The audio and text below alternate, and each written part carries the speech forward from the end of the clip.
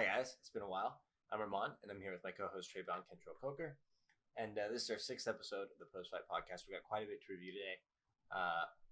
We're gonna go over the basically just the Porier Hooker fight, the awful submission performed by Maurice Green against Jean Vellante, 251 last night's fight card, which was Ige versus Cater, and then maybe preview a bit of what's coming up on Saturday. Okay. Trayvon, if you want to start talking about Porier Hooker. So our previews, our reviews from the fight cards before 251 will be really short and sweet. So talking about Porier and Hooker, really good fight, like the fight. The fight to me was just kind of like a quick tale on who these guys are, the best versions of themselves and the worst versions of themselves at the same time. Important thing, man, Poirier's grappling choices when it comes to defense is just not my cup of tea. I do not like that. His guillotine, his insistence on pulling guillotines, and it just doesn't have an active defensive wrestling game, and I don't like that. But other than that, it's a big problem. But other than that, Porier did a really good fight. Hooker impressed me. I was very surprised to see Hooker.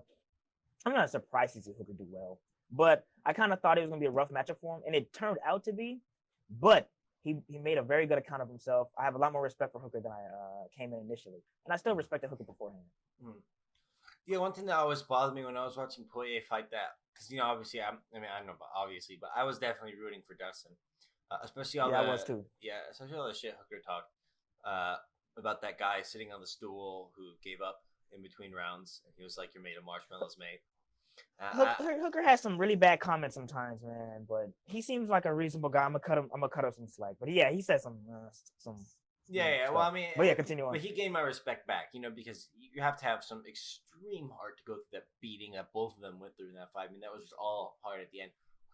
Hooker is ridiculously tough, man. Just in general, he's just ridiculously tough. Absolutely.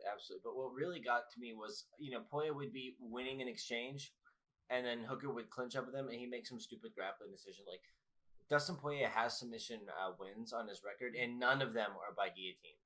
Not a single damn one is by guillotine. Not once has he finished those guillotines. Like, he's never... Dustin Poirier's a really good grappler. Like, in general, he's a really good grappler. Like, I don't know why he's making these bad decisions and putting himself in bad spots when he could be doing fine on his own.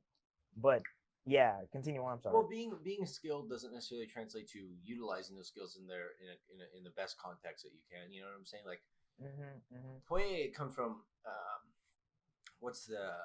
ATT, and they're really good like wall walkers over there.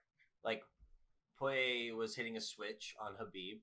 Masvidal will hit switches on people. They both pull for guillotine, and they both do well to stand up against the fence. Even what's his name?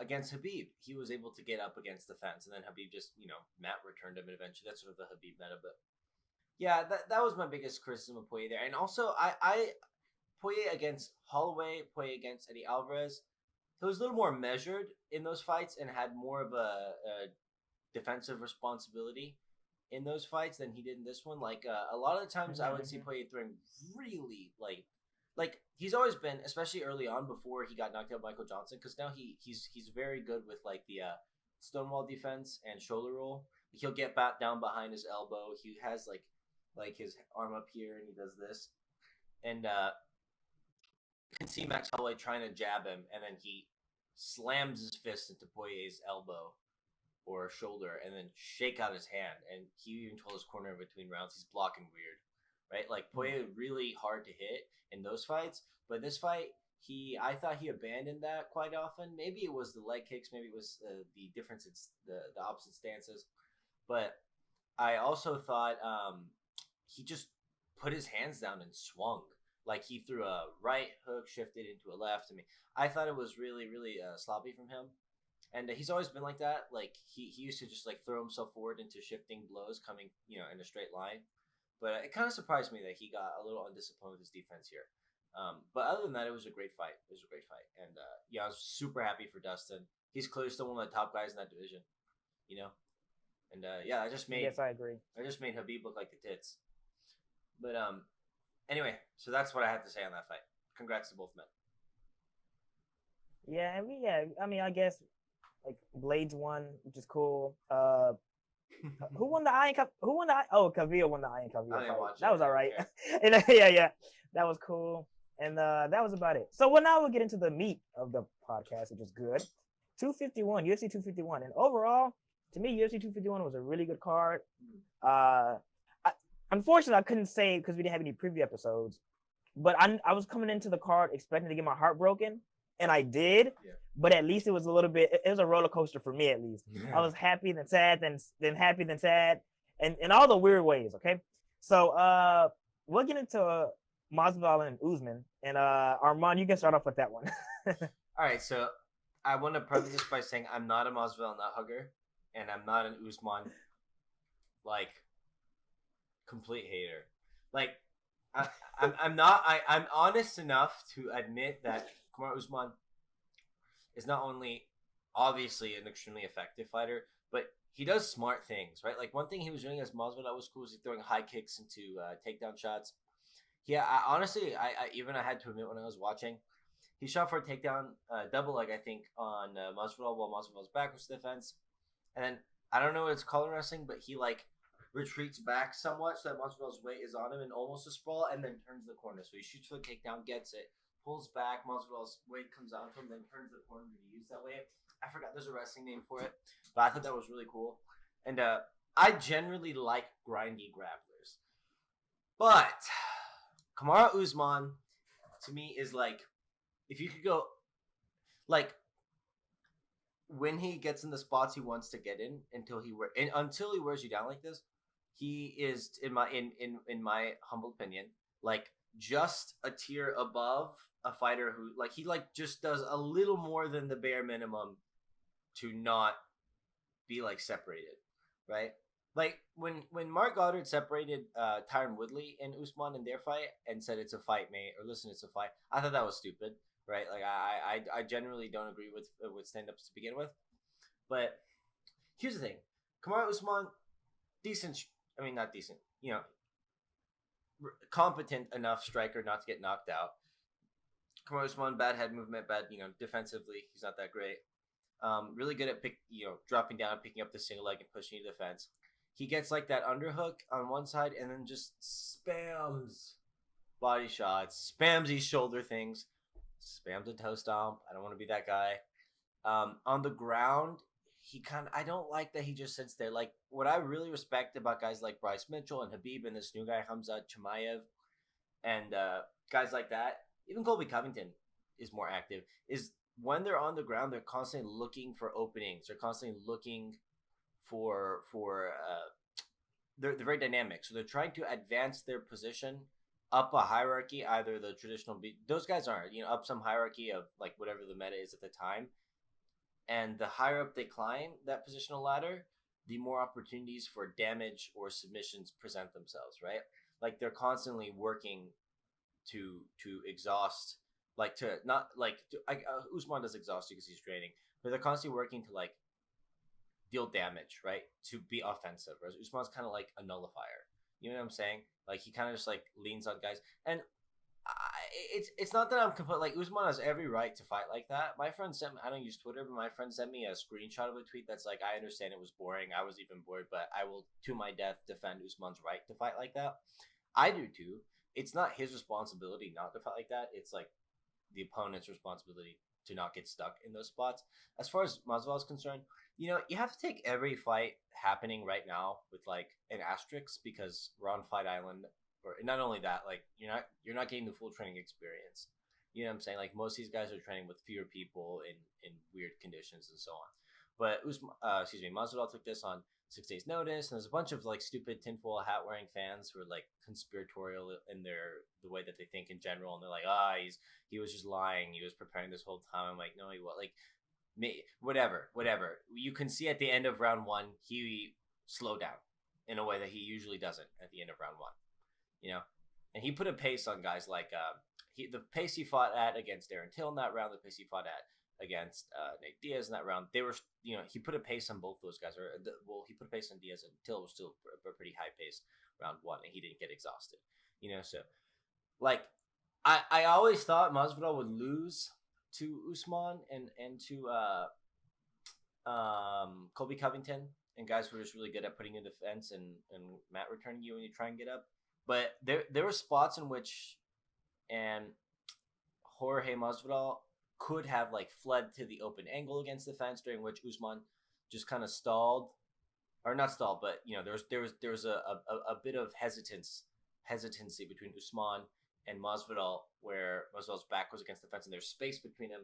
So here's Usman, here's Masvidal's back to the fence, right? This is an open angle. He can flee to it, and he just kind of stood there with his tongue out, mean mugging and blowing kisses because he was tired. I think with a higher, training camp, he could have capitalized on those moments to get to the center of the cage. I thought honestly, he was doing a decent job in the striking department. He was getting hit though. Usman, one thing I will give Usman credit for is he'll leave that clinch position every once in a blue moon to throw a 1-2 or an elbow or something like that, and he hits hard. Like against Tyron Woodley, there's just one flare where he pulled back and just started like unloading a bunch of strikes against the fence, and he hit Masvidal off a couple of those, with those in a couple of instances.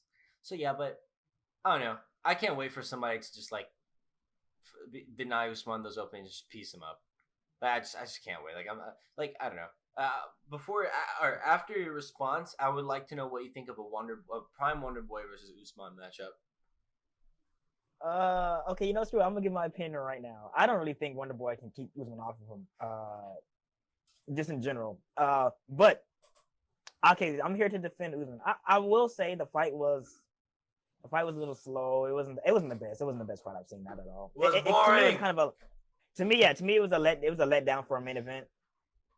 Especially since the other two title fights were so excellent. It was just like it was just a simmer. But okay, I'm here to defend Usman. I'm not necessarily one to call him like an excellent striker or one that's even particularly comfortable. But to me, he's very smart and skilled striker. Like, okay, in the fight, he was anytime they were in open space, he would be getting tagged by Masvidal. But if you watch, you see he had like a lot of counter rights to the body in the midst of those exchanges. Those are hard to do. That's difficult to do. And even though he would lose the exchanges and get hit with like 4 shots, stays 1 body shot, that's smart tactics, smart things to tie him. That'll tie him into his wrestling game and his striking game as well. Also, like I say, I understand he is kind of a not necessarily an active grappler, even in the clinch or the ground, but he's a very good draining grappler. Like on the clinch, he's not gonna like transition from position to position, and knee you and elbow you and take you down off of those transitions per se. But he's gonna stick you in place and maul you, and that's good. I mean, that's good grappling. You know what I mean? That's good cage grappling on the ground. Maul. Who's I'm mauling? Okay, not okay. Maul probably wasn't the best word, but like say drain. You know what I mean? Yeah, sure. Put his weight on you, keep you in place, pick you off of shots, work the body a little bit. It's not like it's going to be like if he was like a more damaging striker, yes, that would be nice. But he does his game well, and he doesn't allow people to really get space often. Very rarely do people get away from him. Like it's very difficult for people to get space when Usman's on top of you or against you on the cage. You know what I mean? Like right. I'm not the one to say yes. I'm not the one to say like, oh man, Usman's just like next level offensive action fighter. He's not. But he does what he does well. If he can put a pace on you and gas you, his fights do become interesting because he'll start to beat you up. He'll start to beat you up, and like you say, he hits hard. So if it's an offensive striking pace, he can put damage on you, knock you out just cleanly, or he's smart, so he can needle in good strikes, wear you down, and tire you out off of that. Again, I'm not gonna defend Usman in this fight. It just was there. It's a good fight for him to have, good win on his record. It just was there. But I understand the Usman hate. I understand. I'm not like a lot of people were a little mad at his performance. I'm not gonna defend it per se. But Usman's an elite fighter. He's a top fighter in the world right now. Very few guys I think even have close to a chance of beating him. Same. Prime Wonder Boy, I'm not confident in Prime Wonder Boy's ability to keep Usman off of him consistently. Because I think as soon as they enter any type of clinch exchange, Wonder Boy's getting taken down and dragged and grinded out. That's like obviously Wonder Boy's gonna have an advantage on the at range, especially he can needle Usman with kicks.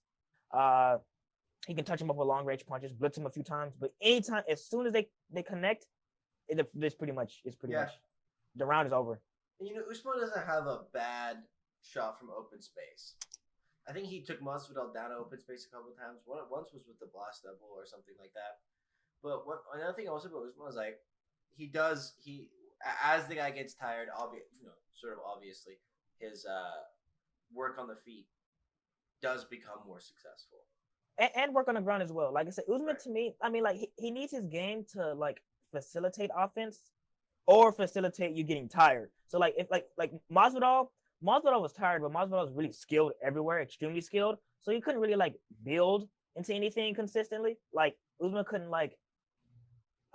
he couldn't get to like dominant positions on the ground. He couldn't like, for example, take a resting right on Masvidal to be able to get to deliver strikes. He wasn't able to pass to deliver strikes better. He just kind of had to stay in guard and just chip away at Masvidal because Masvidal's elite. But if Masvidal got tired, he could have been able to do stuff like against RDA. Or if obviously if you're a lesser skilled guy, he'll just kind of run through you. But like I say, like Usman's game requires him to build and or get you tired. Right. And he couldn't really do that against Masvidal, so he just kind of had to win. He just had to win.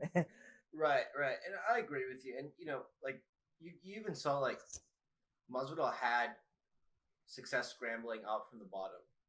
You know what I'm saying? Like he did some interesting things. Like he would sort of scramble up to a quad pod base and then grab onto a single and use that to get up. You good?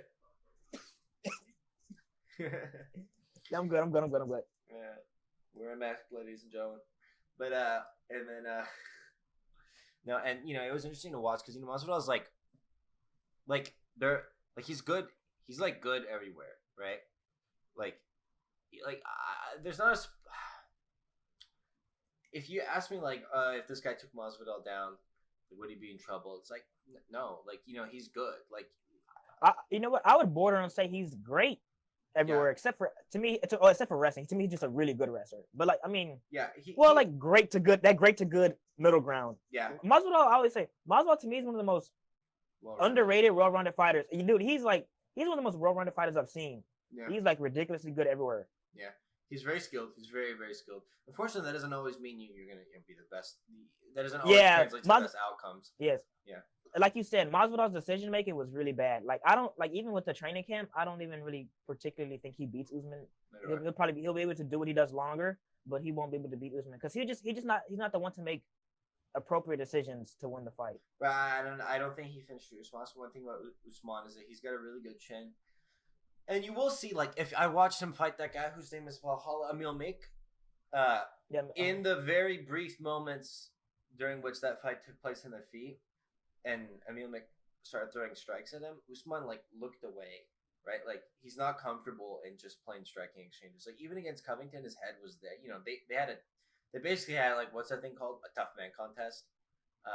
The one where the motherfuckers put on gloves. It was horrible. You know what I mean? It was fun, but like you can watch. I don't know. Like Kamaru Usman is like on the feet. He gets very uncomfortable. You know what I'm saying? Like if he's not able to get to the takedown, he doesn't look like not that he doesn't know what he's doing, but like you can see him. His head is there to get hit.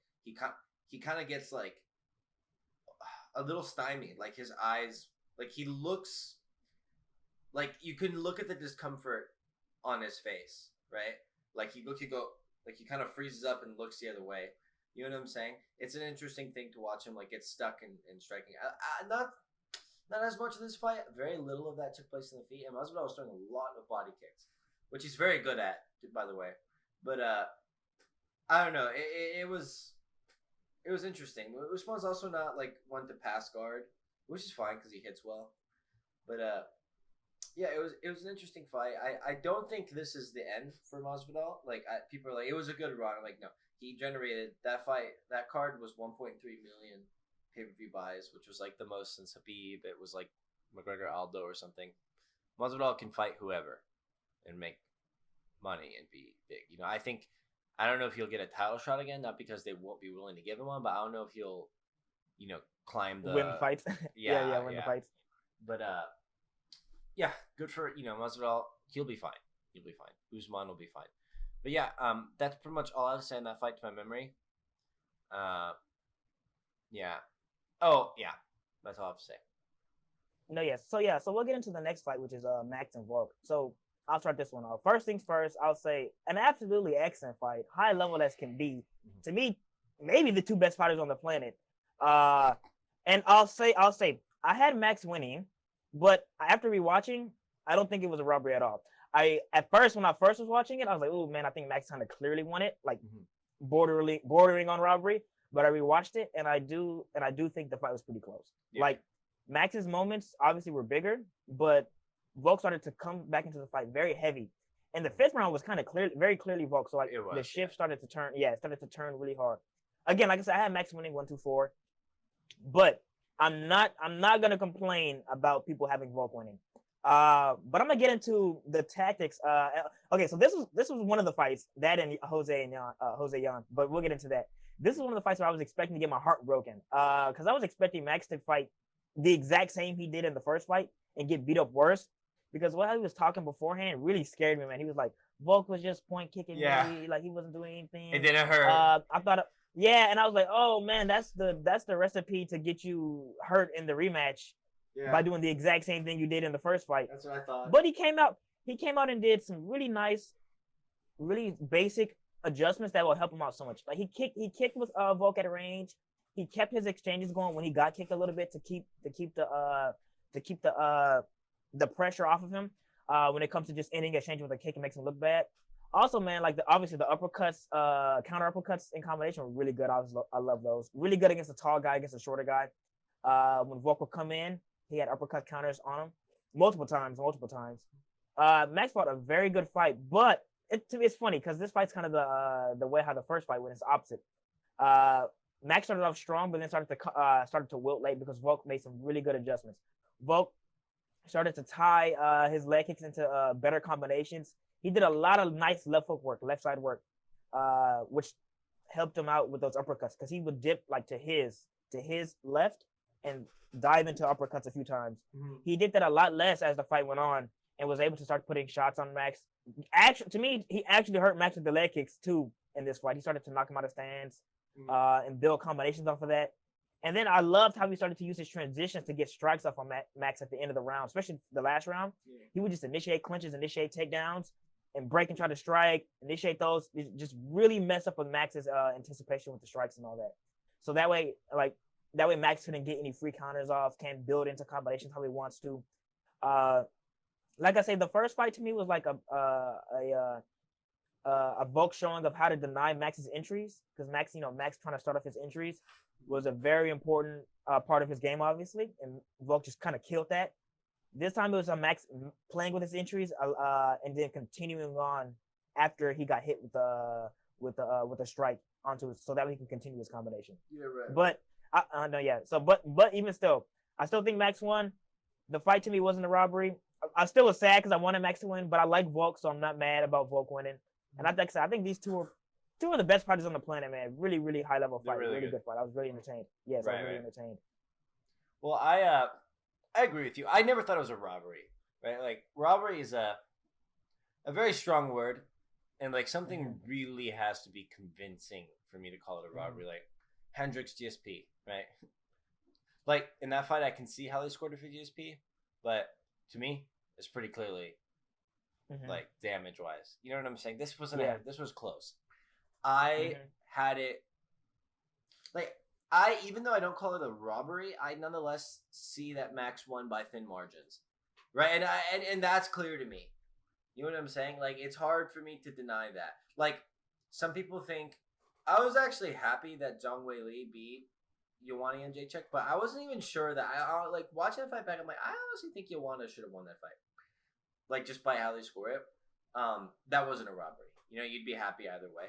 To me, this is a little clearer than that. Like, I don't know, but a part of that is me trying to separate my bias and not necessarily knowing if I'm doing that well. Because like, whenever you watch a fight and you're trying to pay attention.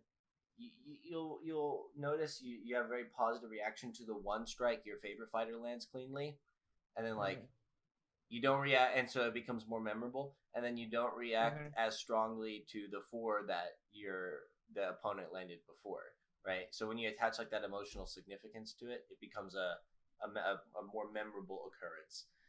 So like obviously Holloway won rounds 1 and 2. Like I thought it was interesting. He adopted a longer stance. The counter kicking was really great, right? Like one thing you can do, like to someone who's kicking effectively and is throwing a game out, is just harass them with kicks. Just kick them. Excuse me. Just kick them back. And I thought Max Holloway was doing a really good job. He was mostly doing lead leg kicks, body kicks, and then switching it up to the head. I don't remember if it was a round kick from the rear leg that knocked Volkanovski down or not. It was. It was okay. But honestly, what I was looking for Holloway as the rounds went on was like double jab to rear leg kick or something like that, right? I didn't want him to just throw the leg kicks blind, the rear, because every time he threw a rear leg kick to Volkanovski's like thigh or whatever in like rounds 3 onward, he got countered, right? And so I thought just throwing a blind rear leg kick was a bad idea. What I wanted from him was like to work a assortment of leg kicks with both legs into his combinations more, especially with the rear leg. But no, that he was looking for that right uppercut underneath Volkanovski's left straight all night, and he dropped him with it, or wobbled him with it once or whatever, and that was great.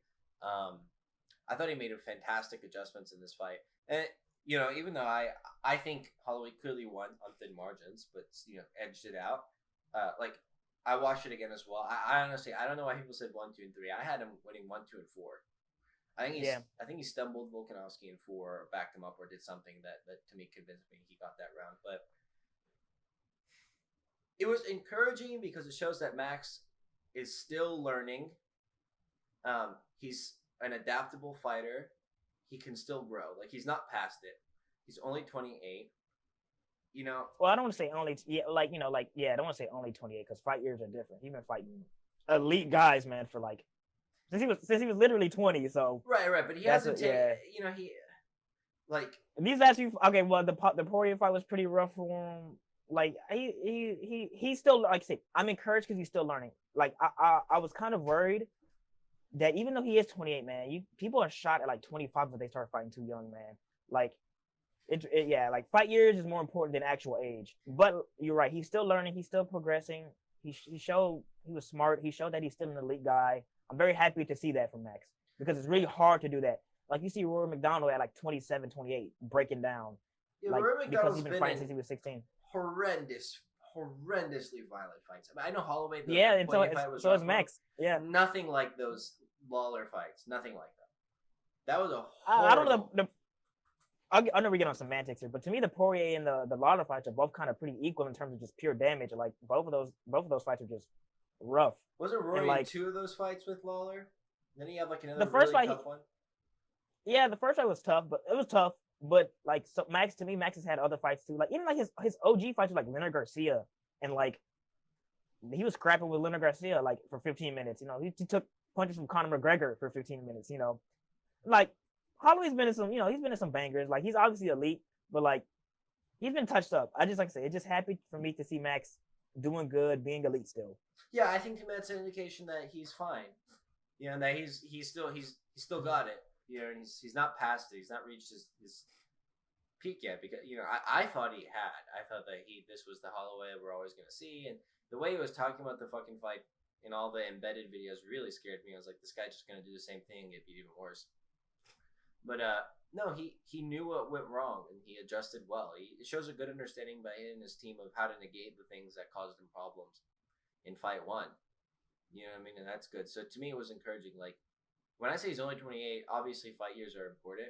Like Daniel Cormier being able to like continue fighting at this age, it helps that he's a heavyweight, but it also probably helps that he came in late. You know what I'm saying? Yeah. Like the same, but like I'm sorry. Well, sorry to cut you off, but we'll get into like Figueiredo. Figueiredo's like 31, 32 as a flyweight because he hasn't been fighting that long, and like he can fight later into his career because he hasn't been taking damage from people, even though he's like really old for a flyweight. Right, that's true, and you're right. Fight years are very important, but it's way better for Holloway to be 28 than it is for him to be 38 or 35. So honestly, I think he's fine. Like he's only 28, and I agree that's at least a semi-salient point, right? Like he's still in an athletic prime, or his body isn't like aging or deteriorating. I don't know. It was encouraging. It wasn't that bad. Like I was obviously sad because I was rooting for Holloway, Um, but I also don't think Volkanovski will be champ forever. Like I don't think he's gonna be champ for a long time. Yeah, and who knows? Maybe Holloway will have like a Joanna Jędrzejczyk series of opportunities, except won't lose them. You know what I mean? Like to recapture the title. Yeah, that was a great fight. Great looks from Holloway. Great counter kicking. Great uppercut underneath the left. And really good takedown defense from Holloway. Like it was very surprising to me that Holloway was about as strong in the clinch as Volkanovski, who just looks like a brute compared to him. But Holloway's always been a super underrated grappler, man. Like, I mean, like, okay, I know it's a hurt Jose Aldo, but he was kind of like slicing through Jose Aldo's guards and guarding like their first fight when he hurt him, and then the second fight, like he's a really good grappler, man. Really opportunistic, really smart. Like Jose Aldo, not Jose Aldo. Max Holloway's a well-rounded fighter. It's just that clearly, like he's better as a striker. He wants to strike. He wants to keep it on the feet. Right. Yeah, I know that. But it didn't really go. Like even when it went to the ground, Holloway got up pretty easily. It was. I was just surprised to watch him deny because wrestling, defense, and being on your back or on the ground are two different like skill sets. Like Brian Ortega is like a shit wrestler, but on the ground he's obviously very good. You know what I mean? So like, I was just surprised to watch him in the clinch. When Volkanovski had an over-under, how he wasn't folding. Like, you know what I'm saying? Like, they were just jockeying for position, sort of using upper body strength. And Holloway was about as strong in those positions as Volkanovski, which was, surprising. I don't know. I got the impression that Volkanovski was going to the takedowns because what he was doing on feet wasn't working. And it was reactive. Like, oh, shit, I better take him down now. And then that opened up opportunities for him to create not that he's like, all right, if I start going for takedowns, it's going to open up these sort of an uglier fight for me. Okay. No, okay, I see. Okay, I see your point. I wouldn't necessarily say I agree. Obviously, to me, he was shooting for takedowns because he needed to mix things up, to do things different, to get the fight into an area he wanted to dominate. I think Volkanovski always has the mindset. Again, I'm just speaking. I'm not trying to speak for him, but I think he has a mindset that like, okay, I know my entries will open up opportunities to strike. I'm going to try to get him down because obviously I need to change up the dynamic of the fight, get to the ground, get in a dominant position. But just inherently, giving those options, giving those showing, like, okay, I'm willing to shoot on you. I'm willing to go into the clinch. I'm willing to initiate these exchanges. Will always open up striking opportunities. And he knows that. And he knew that in general. And he started to build his strikes off of that. Strike into the clinch, break, fake a clinch entry or takedown, strike off of that. And he was able to, like I say, that's why the fifth round he was able to get some good shots off on Max, because Max couldn't really read what he was going to do. He didn't really have any answers for it yet. Yeah. And that's why that's why the fifth round was so dominant for Volk, because he started to tie in his clinch entries, his takedown entries, his transition strikes, his range strikes into all together, and just it really confused Max for that last round. You couldn't really get a read on how things were going to go. And you notice that Max's kicking, like, it really slowed down. Like, he wasn't doing it as often. He wasn't kicking. As the fight progressed, he was only kicking back. Like, anytime Volkanovski would land something, he would just throw the exact same thing back, which is, it's fine. But I thought he was being both reactive and proactive with his lead leg in rounds 1 and 2, and then he changed to a purely reactive approach to his kicking as the fight got a little uglier, which might be a testament to Volkanovski shooting, for takedowns. So maybe you're right. But yeah, that's my thought on that. Sad about the decision, like really sad, but also encouraged because Max has got great victories ahead of him as far as I'm concerned, and it might he could very easily get back to the title. I don't think he'll get a fight with Volkanovski while he holds the belt anytime soon. But what about you? Say again. I'm sorry, I didn't hear the last part. I don't think he'll get a fight with Volkanovski while he's holding the belt anytime soon, but. Yeah, I agree. Like people want a third fight, and I understand why. I kind of don't want a third fight, at least not immediately. Like even though technically to me the series is like 1-1, I think Max won the second one. I just don't want to see them fight again. I want to see both of them fight other guys. You know what I mean? Yeah. And maybe give Bugs a beat, or maybe give us a beat one of the two. It don't matter. Yeah. Give Korean Zombie one of the two. You know what I mean? Give Ortega like Cater. We'll get to that a little later. Something. Like I just want to see these guys fight different people. Yeah, I'm ready. I think the belt will have to change hands before Holloway gets another shot. Unless he can get a really good win streak going, which I'm not. I wouldn't be surprised if he were to. But yes, I understand what you're trying to say. Yeah, But in that time, I would imagine Volkanovski loses. I would assume that too. Yeah. All right, let's go on to Yan Aldo, which was honestly so good. It was such a good fight. Oh my goodness. You want to start? Yeah, I'll start, man, because like I said, as everybody knows, especially like around me, I'm like the biggest Aldo homer there is, man. I think Jose Aldo's as good as he can get. I think he's a gold standard for MMA. I'll start off by saying the fight was absolutely excellent, and like I was going hard for Aldo. So the fight was a big roller coaster for me, like I said, man. Yeah. Like Aldo started off immediately looking fine, got hurt immediately. I was scared. I was like, oh my goodness, man, this is terrible. Then he came back, changed up his game plan. I was so happy, excited. I was like, man, he might win this. Then he couldn't take the pressure. He gassed, started taking more damage, and then he started getting annihilated at the end of terrible stoppage, which made everything so much worse. I know. I was watching it with crying, tears, happy, crying again, tears, happy, and then at the end it was just like, man, this is just sad, man. It was terrible. But okay, I'll get into the fight. First things first, man. Like to me, I've seen a lot of like kind of dichotomy of opinions. People are like, man, Aldo proved Yan isn't as good as people think he is. Like man, man, Yan's a fraud as a champion, and Yan isn't as good. Yan isn't that guy. And then I've seen people, kind of people being like, man, Aldo to me, like, look, it's the best I've ever seen him. I think both are kind of a little bit wrong. Like Aldo to me, in spots look absolutely excellent, but in general, like his pace, he never was able to keep a high pace. He never was able to like fight like super hardcore. Thanks for being left alone. He could, but he could fight 5 rounds pretty easily. He could take damage extremely easy. Like he get hit by Chad Mendez and was cool with it. You know what I mean? He get touched by hard hitters and was cool with it. I think he's deteriorated a lot, not a lot, but enough physically that has had a pretty big effect on him. But nonetheless, even still with that, he was able to put some really great shots on Yan and defend himself pretty well. I think technically he's kind of degraded just a little bit, not crazily. I think he's degraded a little bit technically, but it was still way more than enough to give Yan an excellent fight. And to me, Yan fought an excellent fight in general. Yan to me, again, he's a candidate for best fighter on the planet to me as well. Because Yan was able to do things to manipulate Aldo, work his body a little bit, even with Aldo doing great things like killing a lot of the exchanges with his great defense, working the body on Yan. Yan met him at every opportunity, met him at every range, was able to compete with him at every range basically.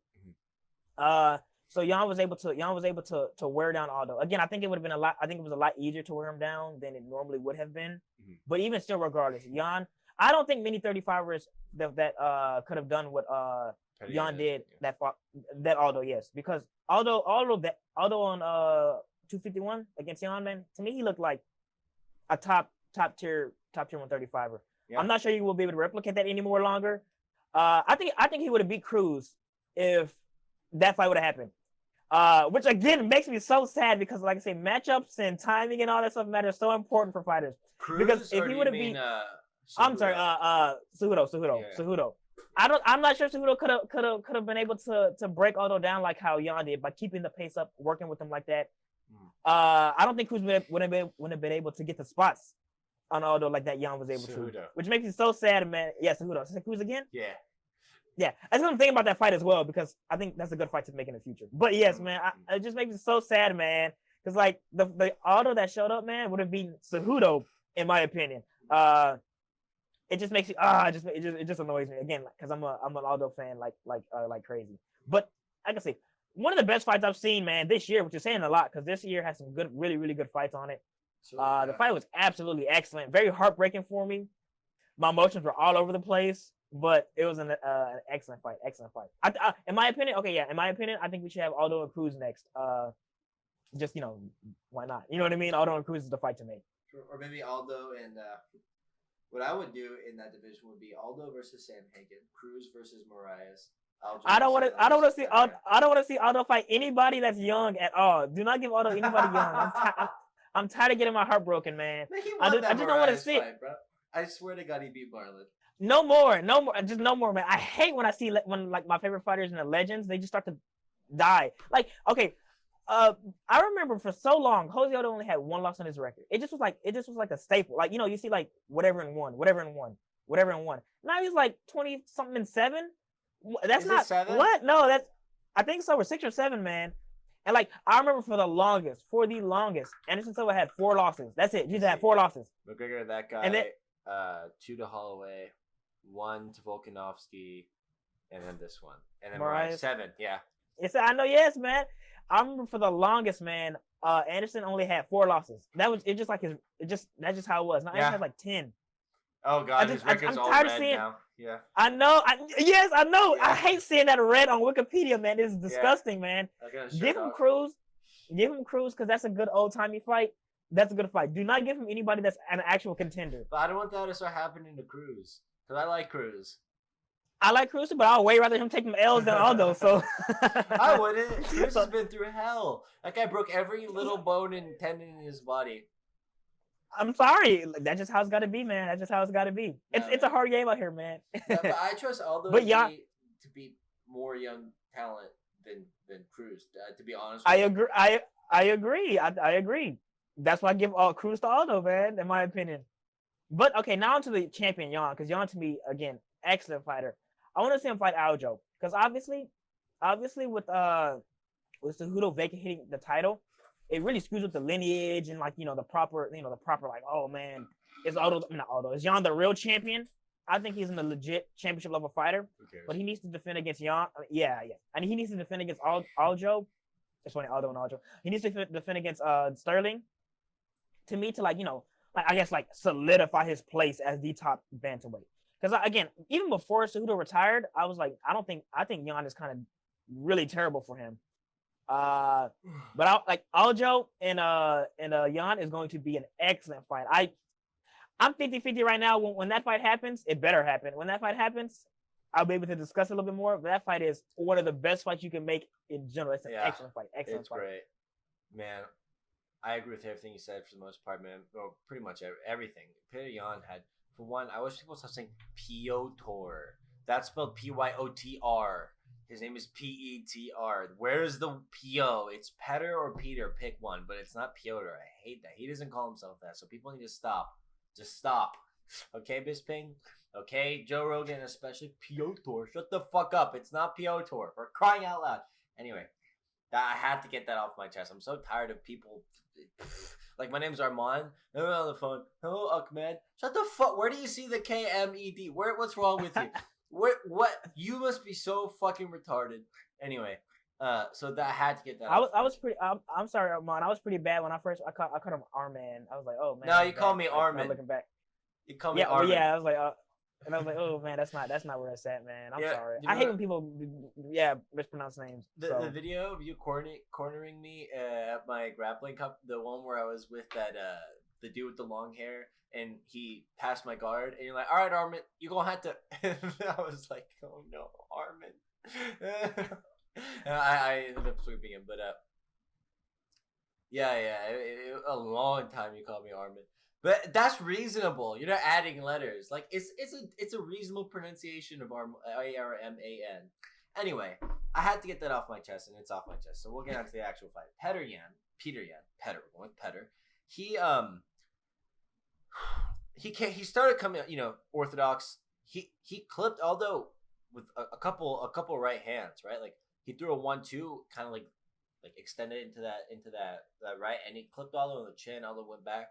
But what really won him round 1 was people were thinking like, oh, it's that punch he threw to the kidney or to the ribs from the guard. That did hurt him. Mm-hmm. It was the right or left, whatever, body kick. That Aldo, when have you seen Aldo shoot for a proactive takedown? I don't remember the last time he did that. The last time he did it was against Korean Zombie, and that was in 2013. And Aldo can wrestle really good offensively. Obviously, defensively, he's the best defensive wrestler there's ever been. Yeah. But yeah. But offensively, he can wrestle really good. Like he took down Mark Hominick a few times pretty easily. He took down Korean Zombie a few times pretty easily. But yes, he doesn't shoot unless he has to. Because in the Hominick fight, he was tired. That fight he had a bad weight cut. He had to shoot. Yeah. In the Korean Zombie fight, Korean Zombie was really reckless, so he had to break up the exchanges. Right. But yeah, he got hurt to the body. he got He got hurt to that the kick body. hurt him, and he shot for Yes. that takedown after. And Yes. I love Bisping, and John Anik's not the technical guy. He's he's just there, and I love Anik. I like John Anik. I like John Anik, man. I wouldn't remove him from the commentary booth. He's like, me too. I like John Anik. I love him there. He's so he's great. But Bisping was like, oh, Aldo going for the takedown. I'm like, brother, when he must be hurt. Like, when does Aldo go for takedown? When have you seen that hurt? And then I love it. I love it when guys punch to the body from guard. Cause like honestly, like if you have if you just have a spazzy guard, it can be hard to hit in the head. Like it's actually harder than people think. Like it's a big distance you have to cover, man. A really big distance. The body's like it's right there. The but you have to like doesn't cover move. distance. Yeah, like even in like striking, like the head moves. You know what I'm saying? Get off the center line. The body's usually just like it's a much easier target. You might expose yourself punching to the body. My point is that you can't like there's no body movement like there is head movement. You know what I'm saying? And so when guys punch to the body from guard or from side control or whatever, that is to me it's just beautiful. And so that shot and Yan was ruthless. He bam, he just smacked it, and that shit hurt. You could see Aldo covering up. So that one Yan round one, and then those leg kicks. It was really cool to see Aldo get back to them. Yan wasn't really punishing him for throwing but he was getting his left leg, the lead leg, chopped up in rounds 2 and 3. And then I believe midway at the end of round 2 and then for 3, Aldo started really, really, doubling down on the left hooks to the body underneath the right elbow of Porier from southpaw, and those were great. And you could see it really got Porier, who's usually a really pressure-oriented fighter, hesitating. Right? He tried to switch out back to orthodox and got kicked, and he wasn't really. I mean, for one, he wasn't checking, but even so, there are ways fighters deal with it who don't check in MMA, and he was not like countering with like how Holloway did, who was just throwing straights down the middle every time. So they were really bothering him. And I was thinking, because I love Aldo, but I really like Porier too. I got a bit of a fetish for Russian fighters, and I took my DNA test like 2% Russian. I'm crying like the people that when the people that take the DNA test are like, I'm 2% black. I can say the N word now. Yeah, like Mike Perry. I can legally say yeah. Anyway, we can talk about him some other time. But basically,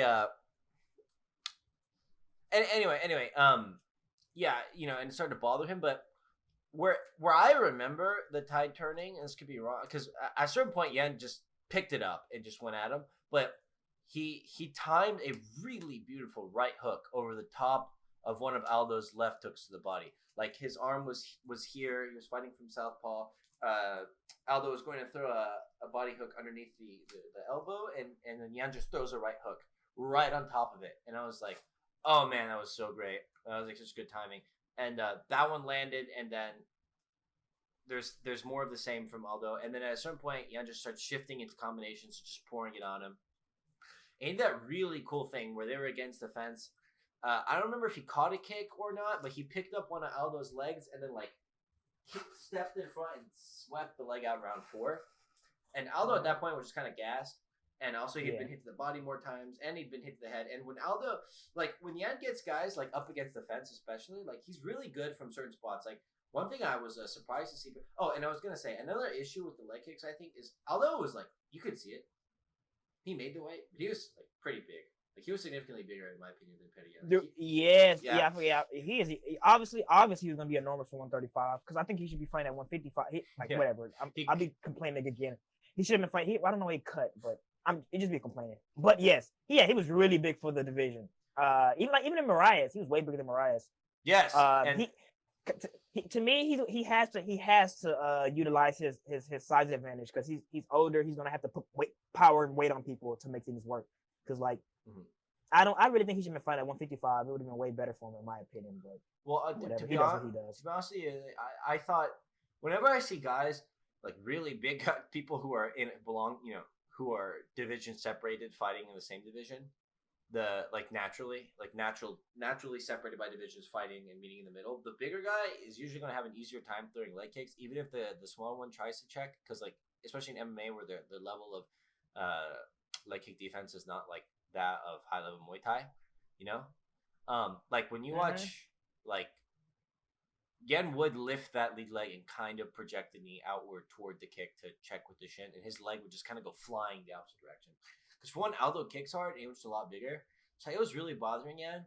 But I was really like wondering, okay, they got in clinch situations, I think, and I think I remember Yan throwing body shots, but I don't quite recall. Yan's really good at getting in the clinch, and what he'll do is he'll club the top of your head like this and start. He kind of almost does a DC thing without all the random dabby head dip shit.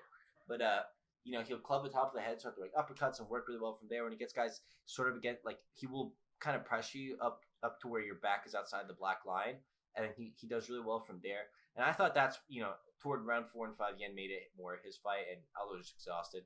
And then that fight, I don't know what Leon Roberts was doing, but that stoppage was horrible. Like, you'll watch guys get stopped. Okay, when Colby Covington was on all fours, just getting hit a few times by Kamaru Usman, I believe it was Mark Goddard, stopped. Yeah, it was. He just stopped the fight right then and there. And then you watch Jose Aldo in a fetal position, crying, bathing in his own blood, just taking unanswered. They weren't like murderous blows, but Yan is hitting him hard as he could in many of those instances. And Aldo's just covering up. He was done.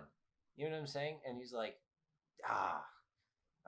just can't. And like, if I'm in your corner, man, and I see you doing that, I'm like, all right, this guy, that's my friend. Like, he's done. There goes the towel. We can harp on about corner stoppers all day. No one did. Dude, at the end of the fourth, I was feeling bad. I already knew it was over. Like, Aldo started moving really fast. He's moving around a lot, trying to move around, get away from Yan Heavy. I was like, oh no, man, the fight's it's over basically now. It's turned, man. Like he's getting tired. He can't exchange with him anymore. He was getting ripped to the body. It's starting like it's easy to see, man. It was right there. Like, even at the end of the fourth, it was like the fight's kind of done. You know what I mean? It started to turn on him. It was really sad. And one thing about Aldo is, this is what Max Holloway had such great success against him with. Aldo is like he's got beautiful head movement. He throws really crisp shots, and he's got great leg kicks, and his counter wrestling is like amongst the best I've ever seen. Probably his overall defense. His overall defense right. In general is the best in MMA. Yeah, but Aldo will throw I've never seen Aldo throw half punches. Exactly, yeah. Man. He throws every punch for pure death. It's like you got to slow it down a little bit, man. And that can exhaust him. Like he likes to throw his punches and then take his time to kind of stop. But when Max Holloway was feinting, he was drawing these drastic movements of the head and 3-piece combos, just coming to take Max out. Max would shoulder feint, and then Aldo would or just shoom. You know what I'm saying? And I was like, that's gonna exhaust anyone. Even in if you watch the Young fight, even his jabs, man, jabs are like Pistons. I know Pistons. I mean, he obviously has an elite jab, really good jab. Obviously, he's an elite fighter, and obviously takes a special, not even just a tough guy, not even a guy with great cardio, an elite fighter to be able to dissect Aldo. But it doesn't help him, man. Like when he's throwing jabs just so hard, it's having a good hard jab is good, but he's putting his whole weight into it, his whole effort into it. It's like jabs. I don't want to say jabs are supposed to be used to refine range, but you don't have to throw that hard. You don't have to throw every ounce of energy into this jab. You can use it to peck at him. You know what I mean? For sure. And mix it up at least. You can throw some hard jabs, and then you can throw some soft ones. You can throw some hard shots to the body. You can throw some soft ones. You can he does not know how to take steam off of his punches at all. He's all fast twitch. Like the way he looks, exactly, man. Explodes, just trying to hair trigger. I know exactly. Dan Hurker's jabs against Paul Felder were a perfect example of what Aldo could, or what someone who wants to jab effectively and still do damage could do. Right, in round 1, they were just light, precise jabs, but Aldo just tries to tear a hole in space and time with every punch. Dude, yeah. No lie, man, for real. But yeah, so I mean, he kind of can, but it doesn't work. Yeah, it just doesn't help him in certain situations. Well, it can tire him out, especially when guys are on him. You know what I'm saying? Yes. Yeah, and I had Yan going into that. I knew I can't know, but I figured Yan was going to win. Yeah. I same with me. So yeah, that was a great fight though. That was one of my favorite fights. So now we move on to Rose Namajunas versus Jessica Andrade. You can start off with this one. So I think since I got the last one. Okay, go ahead. I'll go for it. Yeah, I'm a huge fan of Thug Rose. She's I'm a border stan of her. You know what I'm saying? She's awesome. You know, I thought she does the whole, her footwork's very good, her feints are very good. She did well against, she did well against Andrade in rounds 1 and 2. But what I was really happy with, and what made more sense to me, was her working the clinch in this fight when it got there. Even though she did a really good job to avoid the fence, a really good job to circle out and avoid the clinch, like how she'd take a back step, then take a step on an angle. When she got to the clinch, she did way better avoiding that. She didn't have that one note Kimura trap idea. She didn't even okay. She addressed the problems of the last fight a lot better this time. Like, she did not run back on straight lines. Like, she did not back up on straight lines. And her answers to being tied up were so much more dynamic and effective than they were last fight. And it was really good. Like, at one point, I think she had an Andrade has an underhook, and then she had an overhook, and she framed against the side of the face and pushed, and then took a back step with the left leg and circled out. And I was like, that's beautiful. Like, just keep doing it. Because it's basically the same thing. It's this motion. It's out and then around, but in a clinch position where you're taking an angle on your opponent. So now they're facing away from you. You're facing, if your eye contact made arrows, you'd be making a right angle. And I was like, that's gorgeous. I'm so glad she did that. Andrade looked really good, to be honest with you. She had the really weird head movement, just this, you know what I'm saying? But she was moving her head, which is a good sign from her.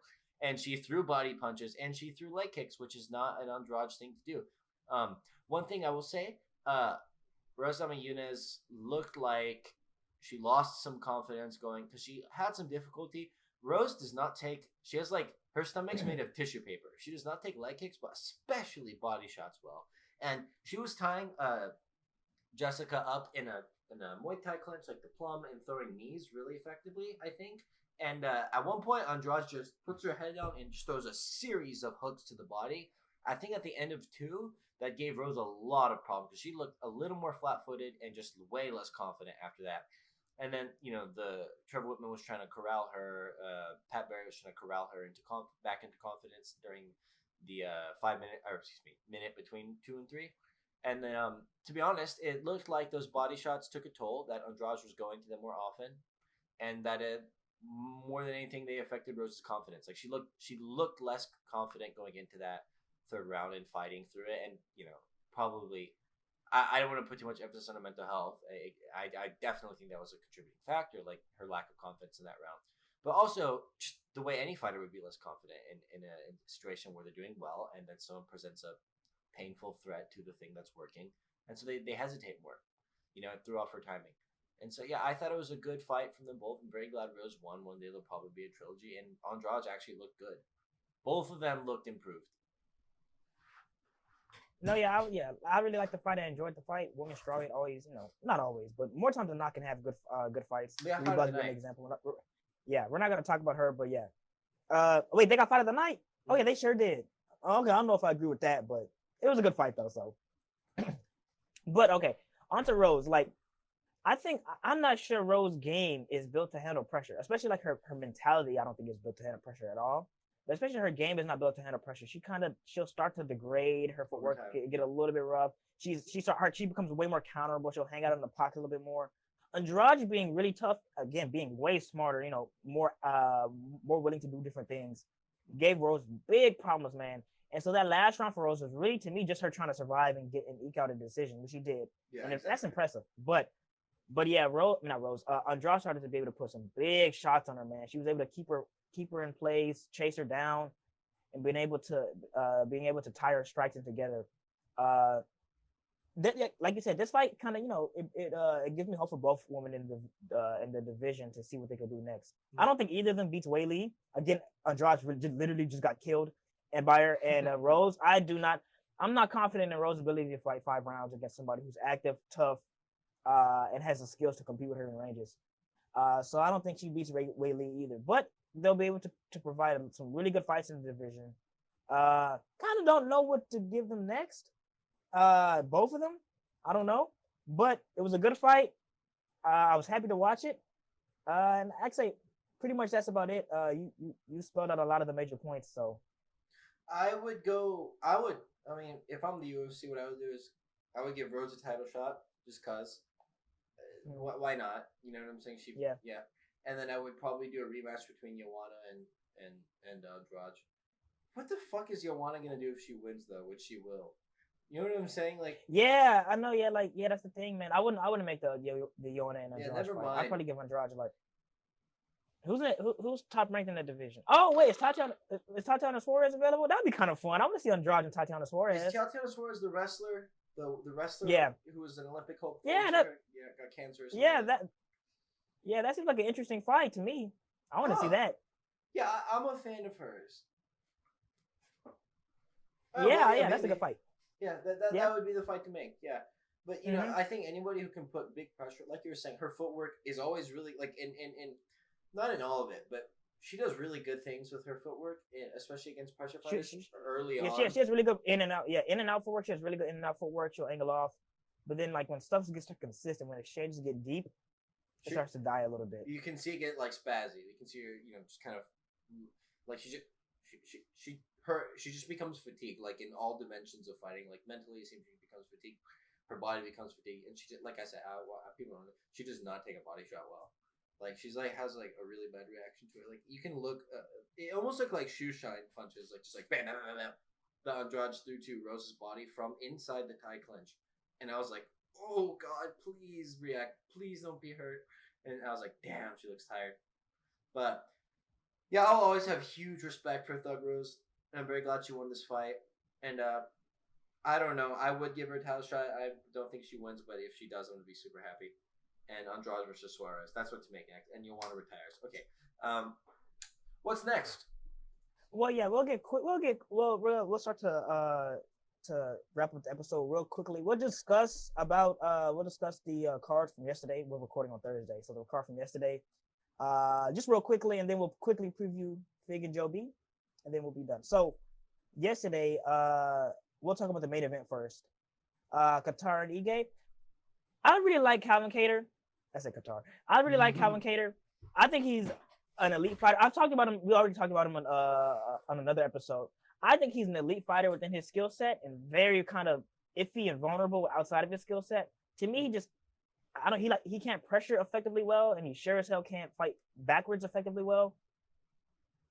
I think he just kind of not only needs, but he's really just disgustingly great when he gets sit down pocket exchanges where he can work his combos and his defense can tie into his offense.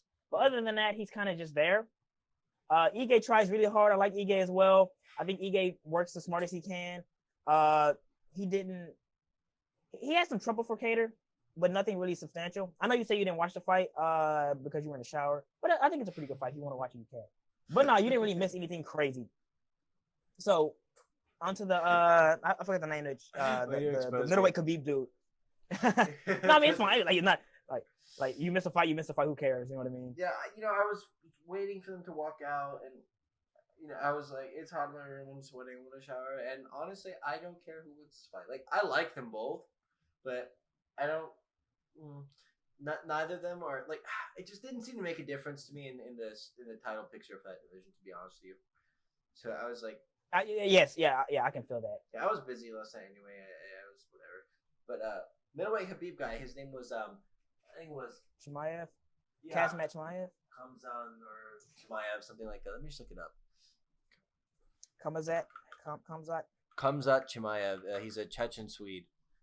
Oh my God, I saw him come out with that fucking strap, the Dagestan, the no beard, the thing I'm shamefully and horrendously trying to imitate right now. No mustache, I mean. And no, I'm not really trying to imitate it. I haven't shaved. But that I got like 10% Caucasus in my DNA test, and I'm all of a sudden oh my God, my goodness, oh my goodness. No, okay. So my last name is Nazarian. My first name's Arman. There's a guy named Arman Zarukian. My dad is Persian, right? But so I'm 40% Persian, and then the 10% is like Northern Caucasus / Armenian Turkic, which is Armenian. It's from that mountainous region. It's like this is the Caucasian part where Habib's from.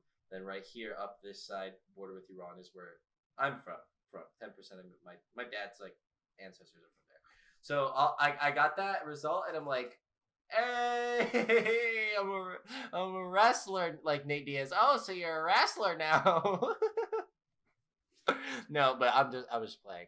But no, you can tell because Armenian have like the YAN or the IAN at the end of their name, like Carl Parisian, Manning Gambirian, Edmund Travadian, Edmund Shabazian, Armand Nazarian. But that's a huge digression. Anyway, this guy, this Chechen dude, I was like, I was so excited to see him just fucking Habib the shit out of this guy, because like I just love that meta. Like it's so dynamic. Like that guy was constantly looking to mat return, constantly looking to advance position. Already in like 2 minutes of that fight, I saw 50 more things than Usman's ever done in any of his grappling situations. I saw 50 more things. I saw the light. I was like, damn, this is what high level grappling MMA looks like. Granted, that guy who was fighting kind of sucked. Like in those positions, like he didn't really look like he knew what to do. Yeah. But you know, he had the Usman Covington look. He threw a high kick and then shot for a takedown. That's actually a really, I love that stuff, man. Yeah. Yeah, I love people that kick into takedowns, man. Yeah, I got to work on that because that's beautiful. You know what I'm saying? I love that. I was like, oh wow, that's smart. But he, and one thing, you know, I was like, he's got the Abdul Manap thing. He did the Dagestani handcuffs where he went behind the. Well, there's two versions of it. There's like the one that Habib did to Michael Johnson, where you're like in a reverse sort of half guard situation, or the guy's like on the side and you're sitting in half guard sort of, but you're pinning his leg down, and then you reach across his body, you pull the arm that he's supporting himself with out from behind his back, sort of like a wrist ride, and you have the free arm and you're punching. And there's the one where he's leaning against the fence and you tie up his leg. It's like a leg ride, and then you pull. I love the leg laces and all that. Yeah, leg lace. That's a good one. I love this. I love to see that in general, man. Like it's like you get to like one hook in, you just coat the hook in, and it's really hard for people to stand off of that. Right. Because John Phillips, the guy he was fighting, he was trying to build himself up to a base, and he was able to post his hands on the mat, but with the leg lace, it's really hard to stand up off of that. And even if they do, you have so much leverage to grab it back and work for a mat return. Like Habib Stable. Like that's really the Abdul Manap. Like students of Abdul Manap, rest in peace, were really good or are really good at those types of things. And to be honest with you, out of all the Caucasian Russian people I've seen do that guy, other than Habib, does like that guy did it better against, I don't know, this opponent kind of stinks in those positions, but so you don't really know yet, but like that guy did it more effectively than Habib's brothers and cousins. Like I was actually very impressed by him. And then going for a Darce is not a very Nurmagomedov thing to do, or an anaconda choke. So that was pretty dope. It was a very good first showing there from Chimaev. So you know, good thing. Hopefully, we can see more from him in the future. Good things. Yeah. Well, I really want to see him like do. How shitty would it be if I posted that video?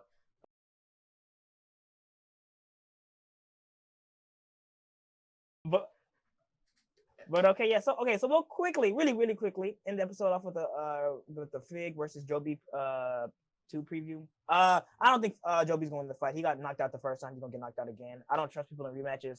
Also, man, Joe B's making it seem like I know, Amon, you're not the biggest Joe B fan. And, you know, I like Joe B a lot. Yes, I think Joe B is obviously an elite fighter, one of the best fighters to never win a belt, ridiculously skilled. And I think he showed some avenues to victory against Fig in the first fight, but he was walking into big counters a few times every once in a while. And I just kind of don't see the same. I see the same thing happening. Like Fig is such a physical force in that division, man. Yeah, so Joe B's gonna have to fight a perfect. He's gonna have to fight a perfect fight for me to pick him. Fig was working the body with big shots a few times, walking him into big shots. Like I'm not confident in Joe B's ability to win this fight. And like I say, Joe B, he was making it seem like just like, oh man, he headbutted me, and that's the only reason I ever lost this fight, man. He was like I was like, man, you have to recognize where Fig was getting you shots off on you. Also, man, you leave with your head a lot, like of course you get fucking it's kind of your fault too. So it's part of the process. Motherfucker runs in with his head, and I'm pretty sure that his brow hit. Not Formiga. They look similar. Figueiredo, in the face. Like I don't think it was like a headbutt. I think it was like Joey B ran in with his head and then collided with like the guy's chin, which should hurt the guy, and then it hurt him. I'm gonna have to like put a replay of that encounter over this just to see if I was right or wrong. But yeah, that's stupid. He does that. No, yeah, like he's done that so many yeah, times. like yeah. I don't trust Joe B winning this fight, man. If he does, I'll be happy for him because yeah, pretty much. I think he's gonna walk into some death, and it's gonna be really sad. And it's like, oh man, walk into some death. But Fig is cool though, so it's all right. I like Figueiredo. Like, yeah, you know the problem with Joe B. When you say he's skilled, I'd say he's actually crafty. Like, cause he like has like all sorts of like structural problems in his striking. Like he like overextends a lot of these shifts, but he like does them and like he has a really good eye for for opportunities to do those things to where he gets he stays relatively safe doing them, right? Like I wouldn't say he's got like the striking like the boxing proficiency of like a Porier or Max Holloway. Like I would call them skilled, but like that is technically speaking. But Joe B's like smart, like in his utilization of what he has. Like he understands how to counter, understands how to find openings, but he's not like super defensively responsible. And like I think he is okay. Okay, no, I'm sorry, not trying to cut you. I'm sorry, Armand. Not trying to cut you off again. Like I would say he's skilled because he has the mindset to do all the skilled things. He does them in weird ways. Like I said, I'm not saying he's not like his punching mechanics are weird. He throws like blitzing combinations a lot, but like he does those things.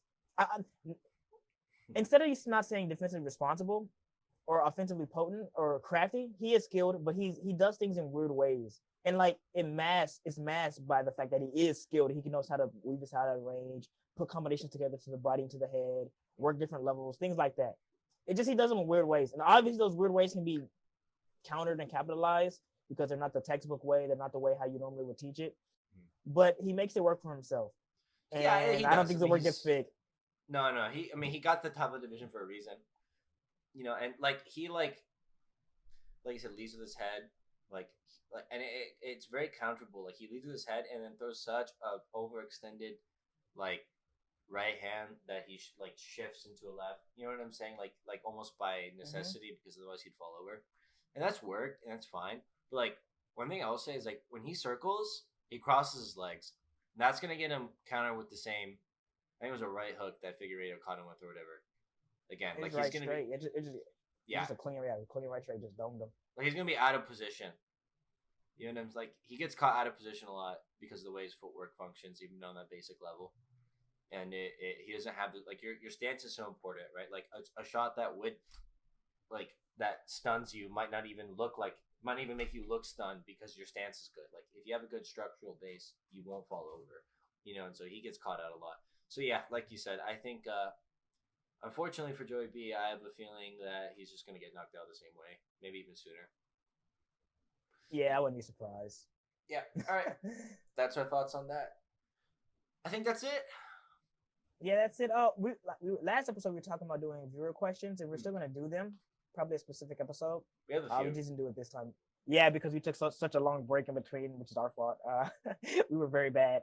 We'll continue to get back on the grind, be consistent and all that. Yeah, sorry about that, guy. That was actually mostly my fault. My father was having some health problems and a bunch of other complications, but we're doing fine now. We're back. And yeah, thank you guys for watching as always. Send in questions to the email, or any of the social medias below. We've got some now. We want more to do a full episode with.